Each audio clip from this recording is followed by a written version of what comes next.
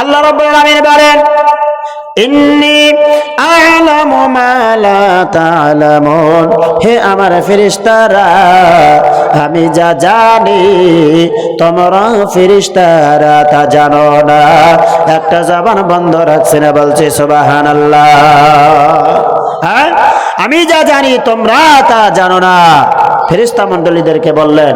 কারণ আমার আদমের মধ্যে, আমার আদম সন্তানের মধ্যে এরকম একটা গুণ রয়েছে, যে গুণের ব্যাপারে শুধুমাত্র আমি আল্লাহ জানি, আমি আল্লাহ ব্যতীত আর কেউ জানে না। বলুন না সুবহানাল্লাহ।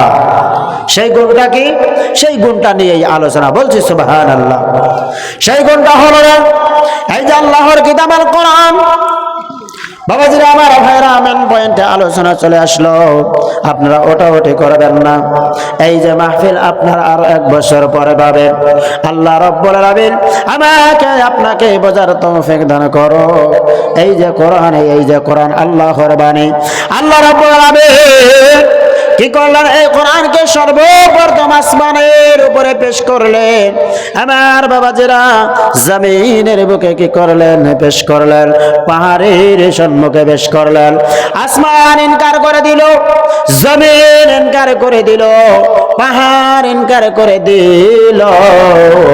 কেউ এই কোরআনকে বহন করার জন্য স্বীকৃতি দিল না। আমার বাবাজিরা, মানুষ এই কোরআনকে বহন করার জন্য কি করে দিলেন? স্বীকৃতি দিলেন। বলুন না সুবহানাল্লাহ। একটু জোরে বলুন সুবহানাল্লাহ। বাবাজিরা আমার, বন্ধগণ, দিলের কান্দা শ্রবণ করেন।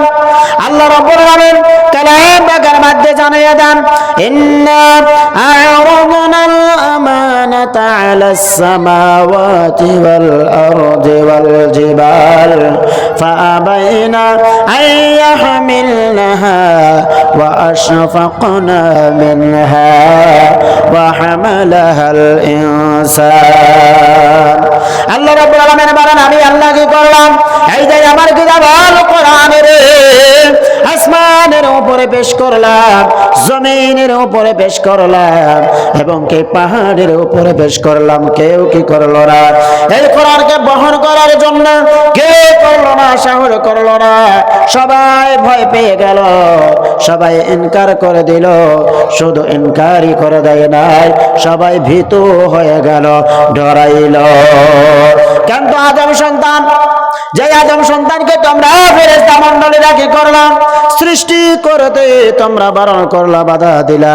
হে আবার ফেরেশতারা, শুনিয়া রাখিও, জানিয়া রাখিও, আমি আল্লাহর কিতাব আল কোরআন এই মানুষ বহন করতে স্বীকৃতি দিল।